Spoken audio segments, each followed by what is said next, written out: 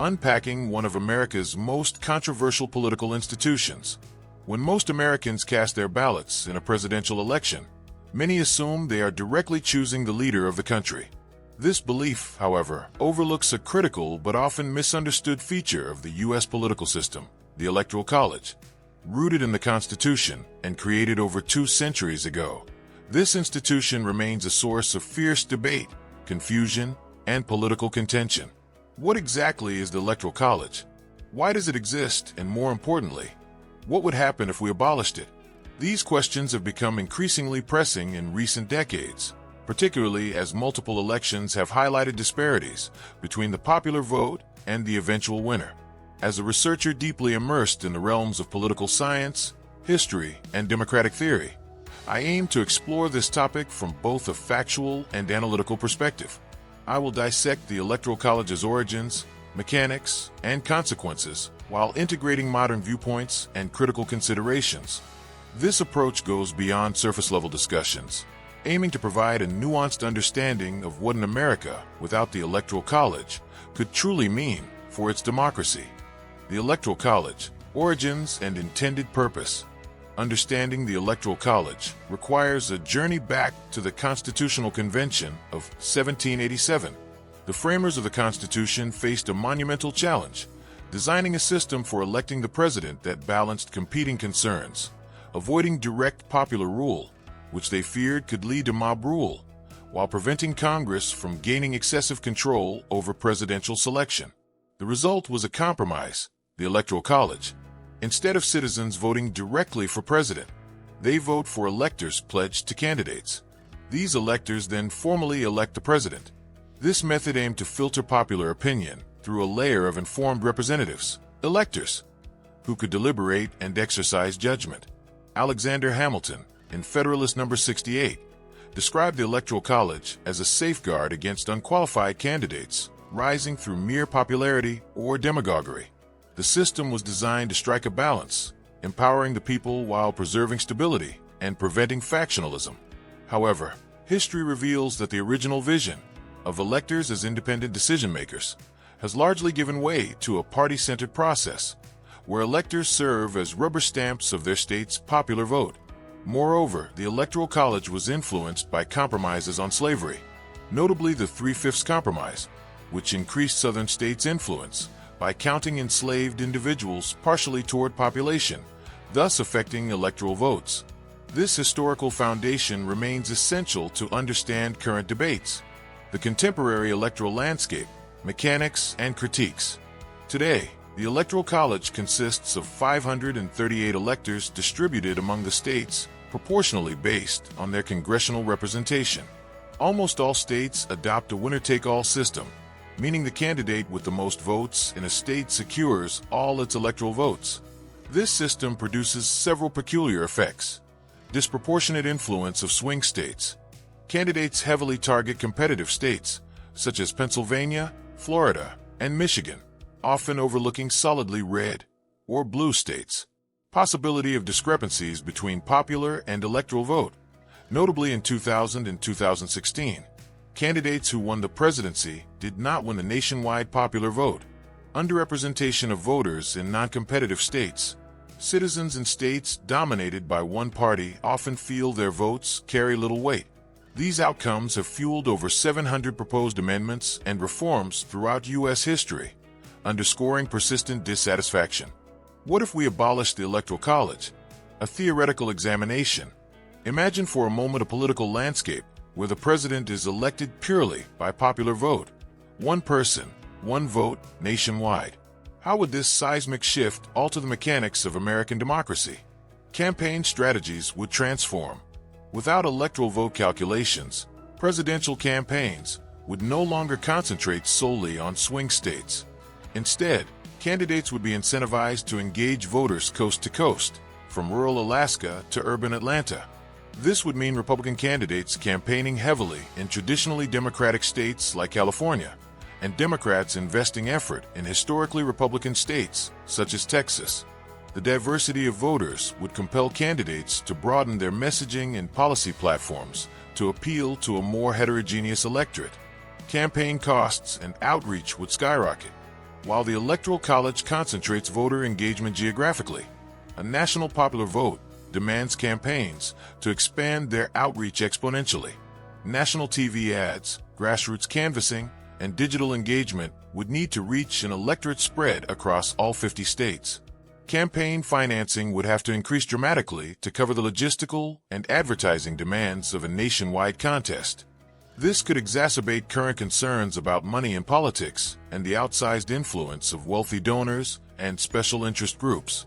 Vote counting and election integrity could become more complex. One of the less discussed but critically important implications concerns the logistics of vote counting. Currently, recounts and audits focus mainly on a handful of swing states when results are close. In a national popular vote system, even marginal differences, imagine a 50,000 vote margin out of 150 million votes, could trigger nationwide recount demands.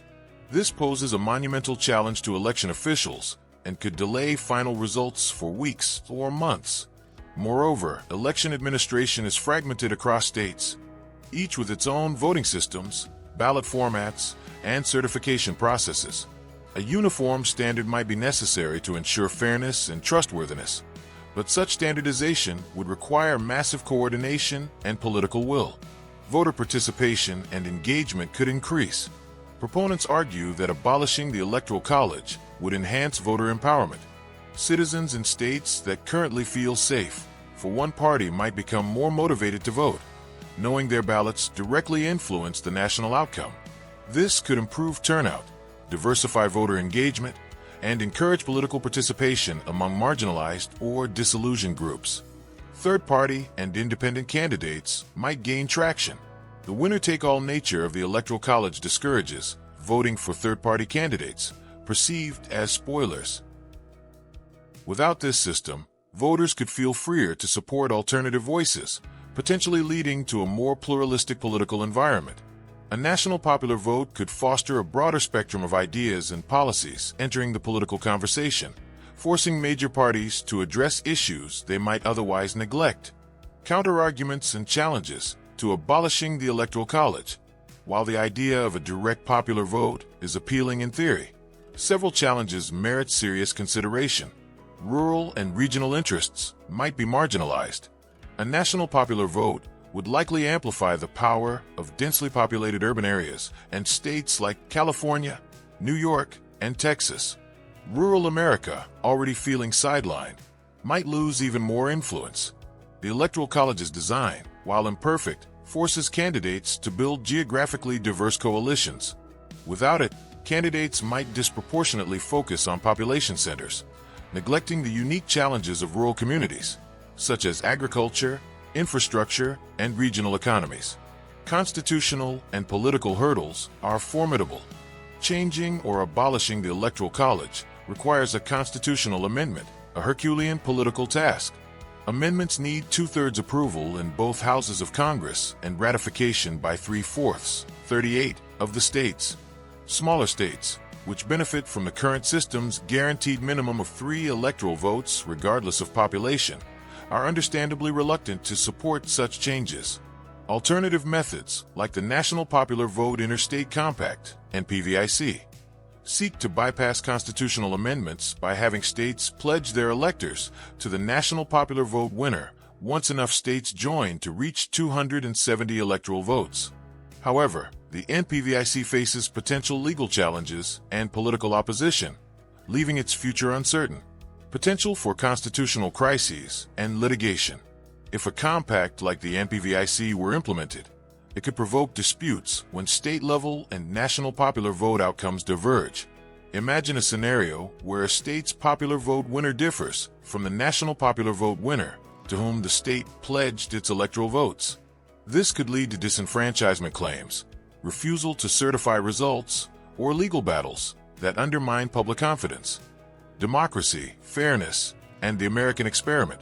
At its core, the debate over the Electoral College is a reflection of America's ongoing struggle to reconcile ideals of democracy with the practical realities of governance, geography, and history.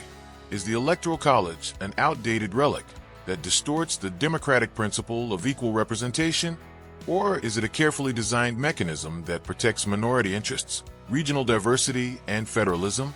The answer is neither simple nor absolute. The Electoral College's flaws are clear, but so are the challenges inherent in replacing it. As a scholar, I believe any reform should be approached with a comprehensive understanding of its multifaceted consequences: political, social, logistical, and constitutional. Abolishing the Electoral College could invigorate American democracy by making every vote count equally. Yet, it might also create unintended imbalances and administrative complexities. A call for thoughtful dialogue and active engagement. Whether the Electoral College endures or is eventually replaced, the conversation about how America elects its president is vital. It touches upon fundamental questions of representation, fairness, and the values we hold as a nation. I encourage every citizen, scholar, and policymaker to engage with this topic deeply, weighing historical context against modern realities.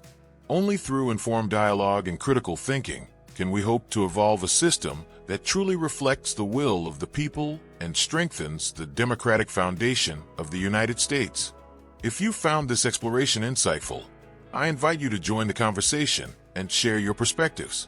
Together, we can better understand one of the most consequential questions facing American democracy today.